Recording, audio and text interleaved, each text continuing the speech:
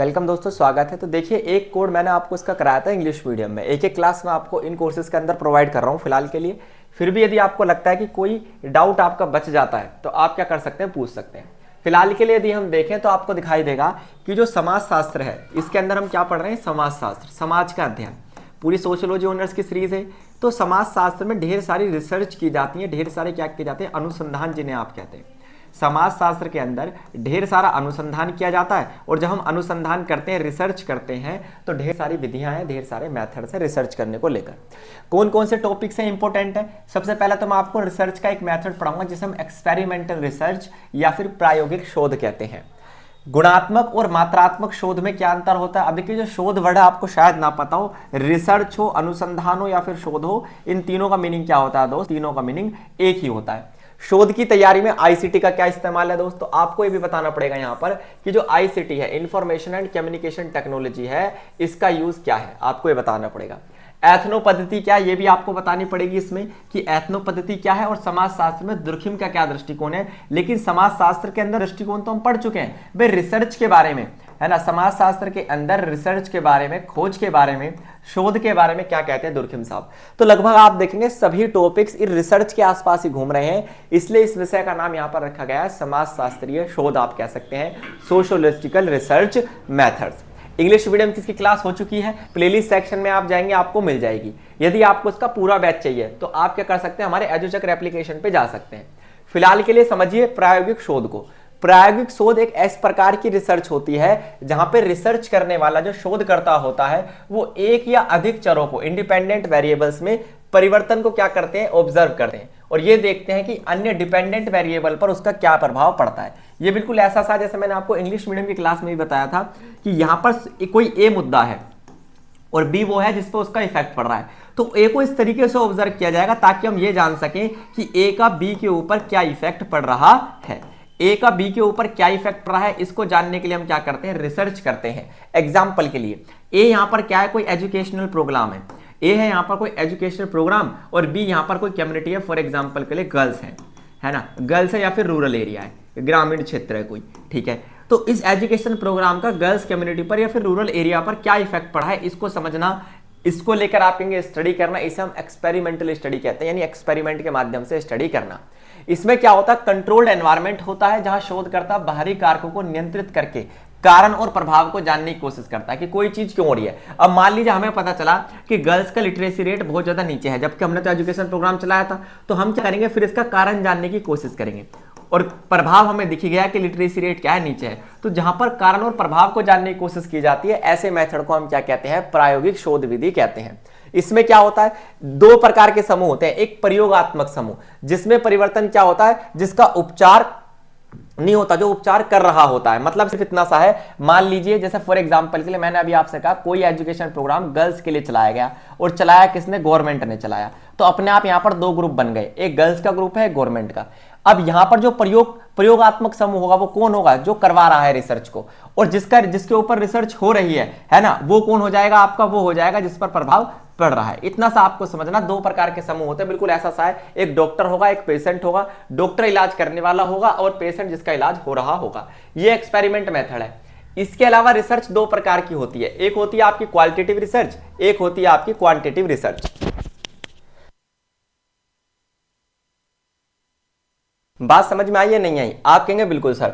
अब देखिए, गुणात्मक शोध और मात्रात्मक शोध में क्या अंतर होता है। गुणात्मक में साफ साफ एक शब्द छुपा हुआ है, यदि आप ध्यान से देखें तो मात्रात्मक की जगह गुणात्मक को जब आप पढ़ते हैं तो इसमें गुण शब्द छुपा होता है, और मात्रात्मक में कौन सा शब्द छुपा होता है, तो आप कहेंगे सर मात्रा शब्द छुपा होता है। तो गुण मतलब एक इस प्रकार का डाटा हमें क्या करना है, यहां पर ढूंढ के लेकर आना है, हमें इस प्रकार का डाटा कलेक्ट करना है गुणात्मक शोध में कि हम लोगों के गुणों का पता लगा सके, उनके व्यवहार का पता लगा सके, उनके जीवन के अनुभवों का पता लगा सके। इट मींस यहां पर कोई भी आंकड़े संख्यात्मक नहीं होंगे, सारे जो आपके आंकड़े होंगे वो आपके न्यूमेरिकल फॉर्म में नहीं होंगे, वो गैर संख्यात्मक आंकड़े होंगे। यहां पर संख्याओं का यूज नहीं किया जाता, यहां पर जो भी आंकड़े होते हैं वो आपके गैर संख्यात्मक आंकड़े होते हैं। जैसे आपने किसी का इंटरव्यू लिया, आपने ऑब्जर्व किया, कोई फोकस ग्रुप बनाया किसी समस्या को लेकर, तो ये कभी भी डाटा कलेक्ट नहीं करता, ये डायरेक्टली लोगों के इंटरव्यूज लेकर उनसे क्या करता, क्वालिटी वाले उनके एक्सपीरियंस लेकर रिजल्ट निकालने की कोशिश करता है। क्योंकि यहां हम ह्यूमन के बिहेवियर को समझना चाहते हैं, उसके व्यवहार को समझना चाहते हैं, उसके अनुभवों को समझना चाहते हैं, हम उसके उसके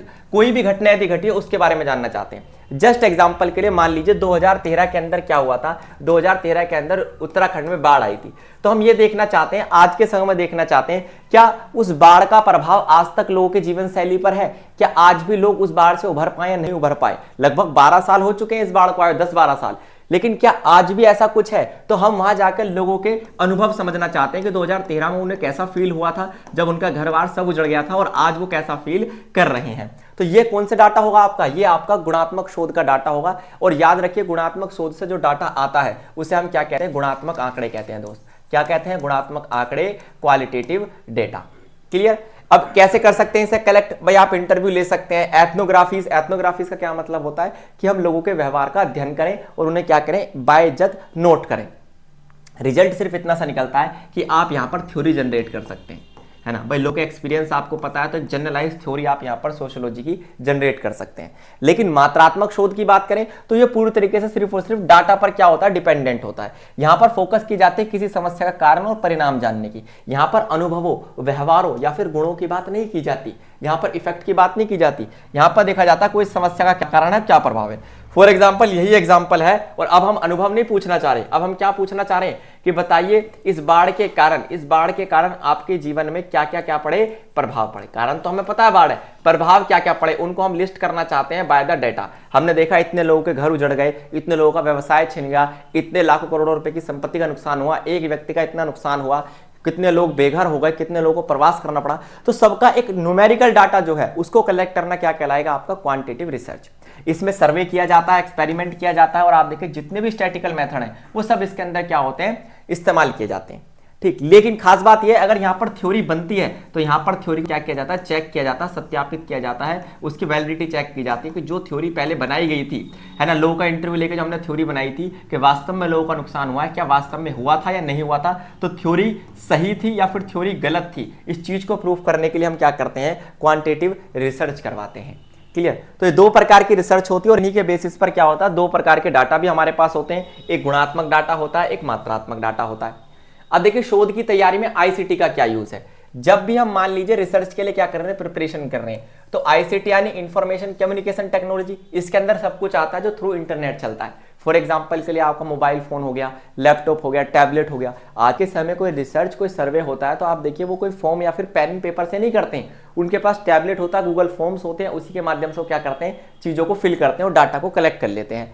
तो किस किस चीज में आईसीटी हमारी मदद करती है भाई, ऑनलाइन सर्वे करने में, डिजिटल डाटा को इकट्ठा करने में, मतलब कुल मिला के डेटा कलेक्शन में क्या करती है, हमारी मदद करती है। इसके अलावा कोई भी स्टडी हम करने वाले हैं उससे रिलेटेड हमें कोई भी बुक पढ़नी है तो आज के समय में डिजिटल लाइब्रेरीज है, पूरा डेटाबेस इंटरनेट पर मौजूद है। कोई भी रिसर्च करने से पहले आप अपनी तैयारी में कुछ भी पढ़ना चाहते हैं तो आपको जगह जगह लाइब्रेरी जाने की जरूरत नहीं है। डिजिटल लाइब्रेरीज में जितने नेट पर रिसर्च पेपर अवेलेबल है उन सभी को आप पढ़ सकते हैं। इसके अलावा डेटा को एनालिसिस करने के लिए भी अब आपको पेन और पेपर के माध्यम से क्या नहीं करना, आपको स्टैटिस्टिक्स का यूज नहीं करना कि आप खुद बैठ के मीन मोड मीडियन निकाल रहे हैं, वो जमाना गया। अब इसके लिए क्या है दोस्त, आप किसी भी प्रकार का विश्लेषण करने के लिए ढेर सारे सॉफ्टवेयर, जैसे यहाँ पर लिखे हुए हैं 3 सॉफ्टवेयर के नाम। सहयोग की बात करें तो सहयोग में ऐसा है कि मान लीजिए आप ओवरऑल इंडिया में क्या करना चाहते हैं, रिसर्च करना चाहते हैं सोसाइटी की, तो आप हर जगह घूम नहीं सकते, ना इतना समय आपके पास है, लेकिन आप क्या कर सकते हैं, डिफरेंट एरियाज के लोगों को अप्रोच कर सकते हैं थ्रू इंटरनेट आईसीटी के माध्यम से। और इससे क्या होगा, ईमेल के माध्यम से डाटा मंगा लीजिए, वीडियो कॉन्फ्रेंसिंग से डाटा मंगा लीजिए, या फिर आप क्लाउड स्टोरेज, आपको पता है जहां पर डाटा कलेक्ट किया जाता है, आप वहां से भी डेटा को शेयर कर सकते हैं या फिर मंगवा सकते हैं, भेज सकते हैं। ये भी एक तरीका है रिसर्च को कंडक्ट करने का। इसके अलावा आप देखिए, अगर मान लीजिए आपने कोई रिसर्च की और आपकी एक थ्योरी जनरेट हो गई और आप चाहते हैं कि लोगों तक उसे शेयर किया जाए मेरी रिसर्च को, तो सोशल मीडिया से आप उसका प्रसार भी कर सकते हैं। तो आईसीटी कहीं ना कहीं आप देखिए हर जगह आपको फायदा पहुंचाने वाली है। अब एक इंपोर्टेंट जो क्वेश्चन यहां पर आपका था उसको समझने की कोशिश करते हैं, वो है आपका एथनो पद्धति, जिसे हम कहते हैं एथनो मेथोडोलॉजी। क्या कहते हैं, एथनो। यहां पर जो शब्द है ना एथनो, एथनो का मतलब होता है, आप समझिए ह्यूमन डायरेक्टली। यहां पर ह्यूमन को टारगेट करने की कोशिश की गई है और यह कहा गया है कि ह्यूमन जिस तरीके से सोसाइटी को समझता है ना, क्या ह्यूमन, हर ह्यूमन ने सोशियोलॉजी पढ़ी है? आप कहेंगे नहीं सर। क्या हर ह्यूमन ने, हर आप कह सकते हैं मनुष्य ने सोशियोलॉजी पढ़ी है, सोशियोलॉजिकल मेथड्स पढ़े हैं, स्टैटिस्टिक्स पढ़ी है? नहीं।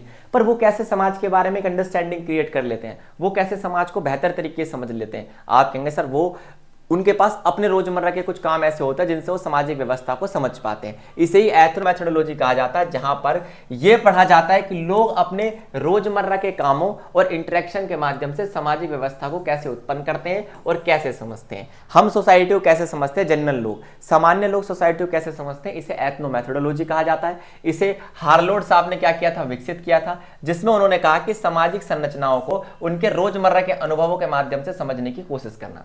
जैसे हम तुम लोग जो है सोसाइटी के नॉर्म्स, वैल्यूज, सोसाइटी का बिहेवियर, हमारा जो सोशलाइजेशन होता है वो बिना किसी रिसर्च के होता है, बिना किसी सोशियोलॉजी की नॉलेज के होता है ना। अब ये बिल्कुल ऐसा सा है कि गुणा भाग करना तो एक अनपढ़ व्यक्ति भी सीख ही जाता है ना, बिना विद्यालय जाए। तो वो जनरल जो हमने सीखा है, जनरली हमने सोसाइटी को समझने का जो तरीका अपना रखा है, जिसे आप कह सकते हैं एक तरीके से natural way of understanding society, उसे ही एथनोमेथोडोलॉजी कहा गया है, जहां पर लोग अपने सामाजिक व्यवहारों को समझने के लिए और उन्हें वैध बनाने के लिए कौन कौन से तरीकों का प्रयोग करते हैं, इसको पढ़ा जाता है। ठीक है, तो अपने व्यवहार को लीगल कैसे बनाया जाता है। अब देखिए धीरे धीरे हमारी सोसाइटी जैसे फॉर एग्जांपल के लिए इंटरकास्ट मैरिज की तरफ बहुत तेजी से बढ़ रही है ना। हर दूसरा व्यक्ति इंटरकास्ट मैरिजेस या लव मैरिजेस की तरफ बढ़ रहा है, और फॉर एग्जांपल के लिए ये सोसाइटी का बिहेवियर होता जा रहा है, और धीरे धीरे इसे वैलिडिटी भी मिलती जा रही है सोसाइटी में। तो कैसे मिलती जा रही है, इसका अध्ययन ही करना क्या होता है, एथनोमेथोडोलॉजी। कोई भी चीज नेचुरली यदि हो रही है तो उसके पीछे कोई ना कोई कारण जरूर होता है। अब होता है आपका समाज शास्त्र में दुर्खिम के क्या विचार हैं। भाई समाज शास्त्र में रिसर्च के बारे में दुर्खिम साहब ये कहते हैं कि जो भी रिसर्च होनी चाहिए वो वैज्ञानिक होनी चाहिए और वस्तुनिष्ठ होनी चाहिए। वस्तुनिष्ठ हो, विषय परक ना हो, है ना। ध्यान से समझना, इन दोनों शब्दों का अंतर है। इन दोनों शब्दों में वस्तुनिष्ठ होनी चाहिए, विषय परक नहीं हो, सब्जेक्टिव नहीं होनी चाहिए, ऑब्जेक्टिव होनी चाहिए रिसर्च। मतलब जो जैसा है उसको एज इट इज दिखाइए, उसमें कोई पक्षपात, अपने निजी विचारों को आप ऐड नहीं कर सकते। फॉर एग्जाम्पल के लिए झूठा डाटा, जिसे आप कहते हैं फेक डाटा। विषय परक क्या करता है, अगर मान लीजिए आप अपनी सोच, अपने विचार इसमें डाल देते हैं तो ये डाटा की विश्वसनीयता जो होती है, वैधता जो होती है, उसको नुकसान पहुंचाएगा। तो वैज्ञानिक तरीके से शोध होनी चाहिए, वस्तुनिष्ठ शोध होनी चाहिए। साथ साथ वो ये भी कहते हैं कि वैज्ञानिक तरीकों से ही क्या किया जाना चाहिए, समाज के मूल्य, मानदंड और संरचनाओं को समझना चाहिए। सारे अंधविश्वासों से अलग हटना है, रिलीजियस थॉट से, सुपरस्टिशन से, सबसे अलग हटना है आपको, और लॉजिकली क्या करना है, सोसाइटी में रिसर्च करनी है। ऐसी रिसर्च ही दुर्खिम के अनुसार क्या है, समाजशास्त्रीय रिसर्च है। इस रिसर्च में हम व्यक्तियों के व्यवहार की बजाय समाज में जो भी सामाजिक कारण है उनको समझने पर ज्यादा ध्यान केंद्रित करते हैं। मतलब सिर्फ इतना सा है कि हम डायरेक्टली यहां पर व्यवहार को टारगेट नहीं करते, हम ये देखते हैं कि इस व्यवहार के पीछे समाज के कौन से कारण क्या कर रहे हैं, वर्क कर रहे हैं। तो हमें सोसाइटी और इन कारणों को समझना है, व्यवहार को तो हम ऑटोमेटिकली समझ जाएंगे। उनके प्रसिद्ध अध्ययन जिसमें उन्होंने सुसाइड का अध्ययन किया था, उन्होंने सुसाइड की एक पूरी एक थ्योरी दी है, जिसमें उन्होंने कहा कि सुसाइड के पीछे सामान्यतः सामाजिक कारण होता है धर्म, विवाह की स्थिति और आप देखेंगे आर्थिक स्थिति। सबसे ज्यादा तो आपको 90% यही देखने के लिए मिलेगा। तो इस थ्योरी को भी उन्होंने कैसे जनरेट किया, वैज्ञानिक तरीके से स्टडी की सोसाइटी की, वस्तुनिष्ठ तरीके से की, अपने विचार नहीं डाले, जो जैसा है उसको वैसा दिखाया। और देखो यहां भी उन्होंने कभी भी लोगों के डायरेक्ट आत्महत्या वाले व्यवहार को समझने की कोशिश नहीं की। उन्होंने क्या किया, इसके पीछे के सामाजिक कारणों को जानने की कोशिश की। वो ऑटोमेटिकली समझ गए कि ये तो एक रिजल्ट है, कोशिश तो इसके पीछे कुछ और ही है। यदि कारणों को जान जाएंगे तो रिजल्ट को चेंज किया जा सकता है ना। जैसे मान लीजिए कई बार क्या होता है, कारण जो होते हैं, ना पढ़ना कारण हो जाता है, रिजल्ट हो जाता है फेल। तो फेल या पास होना इंपॉर्टेंट नहीं है, उसके पीछे की स्टडी ना होना ये इंपॉर्टेंट है, कारण इंपॉर्टेंट है। तो ऐसे ही रिसर्च को सोशियोलॉजिकल रिसर्च माना है किसने, हमारे दुर्खिम साहब ने। तो उम्मीद है क्लास आपको पसंद आई होगी। कोई भी डाउट आपका हो तो आप कमेंट सेक्शन में पूछिए, और ये PDF आपको हमारे टेलीग्राम चैनल पर फ्री ऑफ कॉस्ट मिलेगी। धन्यवाद।